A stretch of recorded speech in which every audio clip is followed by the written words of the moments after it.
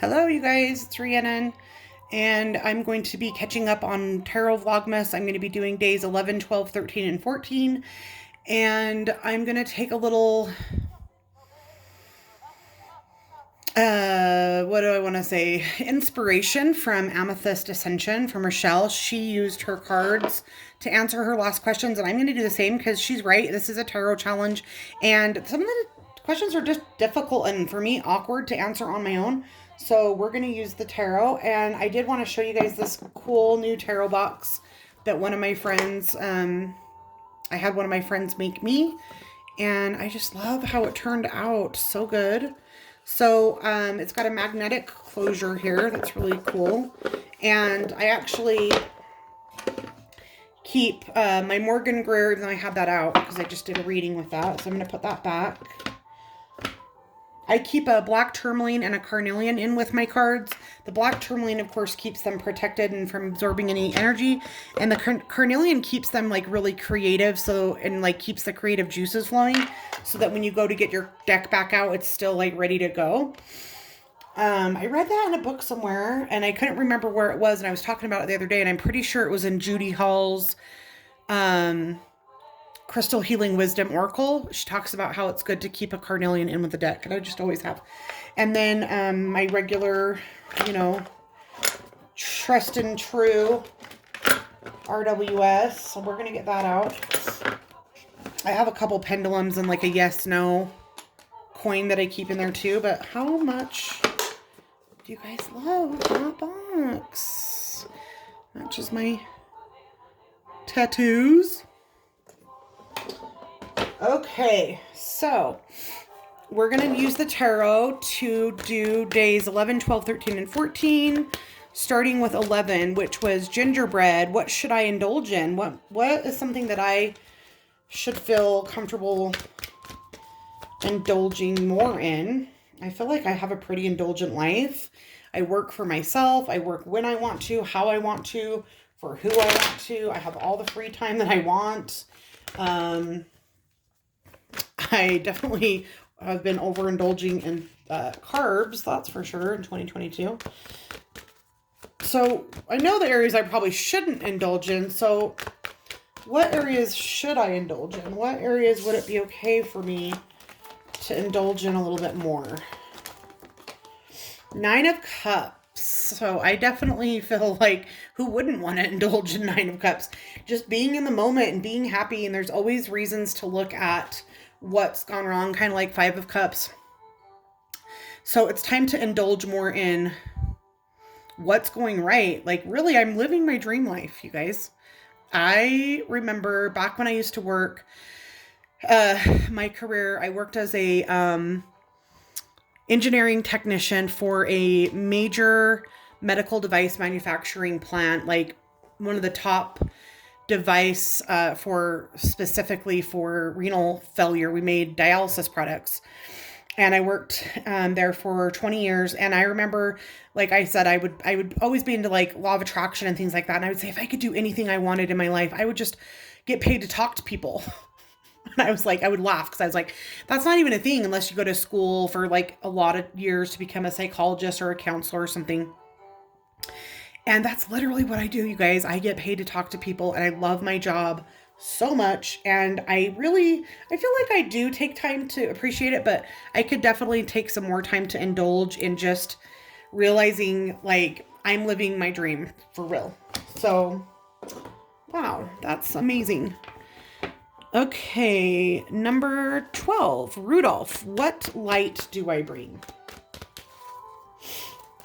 Well, see, again, it feels like who wants to sit and like brag about themselves? So it's uncomfortable. So I feel like using the tarot is a good way to do that. What light do I bring? The moon. Well, and both interesting that both those cards kind of came out on their side. I think I do bring more of the light of the moon, because what I was thinking to myself is I think my light is a little bit more of a shadow, a shadow light. I shine light on the shadows, and I like to try to encourage people to shine the lights on the areas and the nooks and the crannies and the places that we would try to normally ignore. and to love ourselves and to understand that we didn't come here to be perfect, and we didn't come here to be perfect or make perfect decisions, and nor will we ever be able to. So yeah, I feel like I do shine more of that moonlight. I'm definitely nocturnal. So I prefer the evening hours. So I feel like I do shine my light best.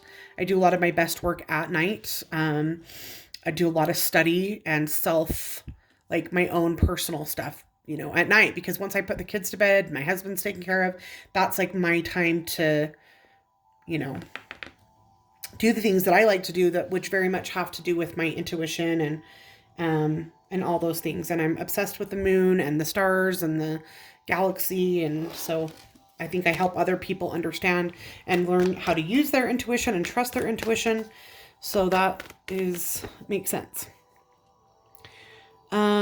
Scrooge. Where could I use more love? So I definitely identify with the Scrooge archetype. I can, like I've said before, be a little bit more of like what I would call a realist, but some people would call that a pessimist. And I can be very strict, and I've never been much of a gift giver because I've always, disliked Christmas so much. And I'm so practical, and I wouldn't call myself cheap, but I just don't like the, materialism of Christmas. So I can be Scroogey. So where can I bring more love? Where can I choose to be less Scrooge? King of Cups reversed.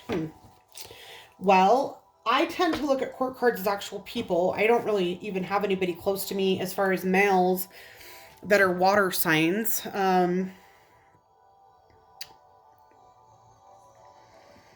I just don't even know how to make that fit. Because, King of Cups reverse would be kind of a guy who is not allowing himself to feel his feelings and things like that, right? In reverse. King of Cups reverse.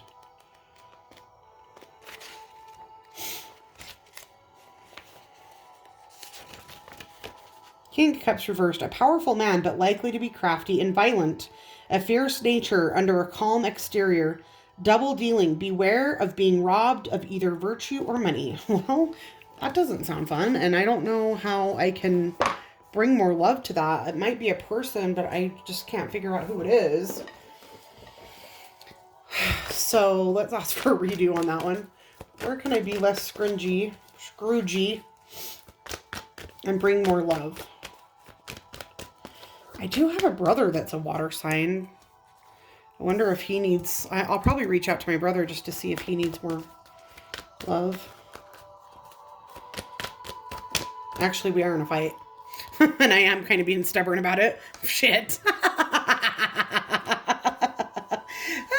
That's funny. So I don't like the King of Cups reverse, so then I get the Page of Cups. And again, I would look at both of those as actual people. And right when I said that I thought it was my brother, it shows me the Page of Cups, which would make me think childhood, right? And I am in a kind of a little bit of a tiff right now with one of my brothers. Actually, I have two brothers that are Scorpios. Yeah, I'm pretty sure that I know who that is. So, I haven't spoken to him in 4 years. So, yeah, that's probably where I could be a little bit less of a hard ass and show some forgiveness. So I just got called out. He needs to be called out too. He's a freaking ass.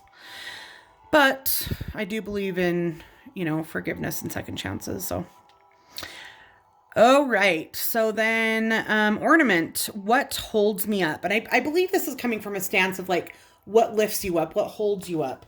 I wrote down the prompts in kind of shorthand. So Papa Squirrel might have had them written a little bit more elaborately, So what really lifts me up and holds me up?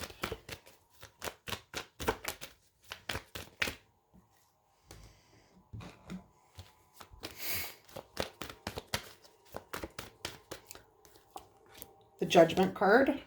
Oh, I just accidentally kept pulling.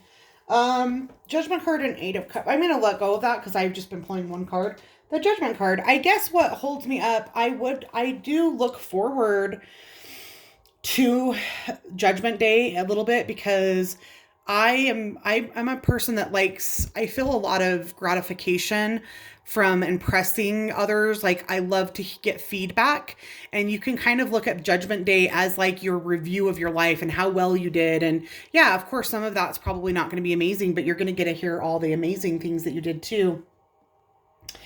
And, yeah, I don't know how else I would look at that. Again, let's just kind of go to our. See, this is why I don't read for myself, you guys. If this was for a client, I could think of 100 ways to make that fit. But when it comes to myself, I'm like, Judgment card. A life well lived, a work well done, awakening, renewal, legal judgments in one's favor, a change of personal consciousness, which is now on the verge of blending with the universal. Which that is what my whole life's mission is to have a higher consciousness and make good decisions and be a good person. Like I said, I look forward to the Judgment Day. I more view it from the Egyptian perspective of, the soul being weighed by Ma'at, and hopefully your soul is as light as a feather. And right now, my conscience is clear, and I've definitely fucked up and made a lot of choices, but I have made amends, and I have no problem in saying sorry and, those type of things. That's why I struggle with my brother that I was talking about, is that he's never said sorry. He just wants to move forward. And I'm kind of one of those persons that I want the apology. Like, I'm happy to forgive, but I really want you and need you to say that you're sorry, what you're sorry for, what you did, acknowledge it. All right. I have a hard time getting over it, but so I do think that does lift me up, and my spiritual quest is the biggest part of me. It's like literally a full-time job for me. So I agree with that. Yeah, that was 14. I was thinking about going into 15 for tomorrow is Slay, but I don't think I wrote it down right. I just wrote down, how has the chariot been? And I think I should have, continued writing some, so I didn't. So I'll be back. But yeah, this was a little bit easier, I guess, than just choosing those things for myself. So if any of you guys are struggling with the Tarot Vlogmas, you can join Rochelle and I from Amethyst Ascension, and whoever else has decided to go ahead and start working with their tarot. And I will see you guys in a couple days. Bye.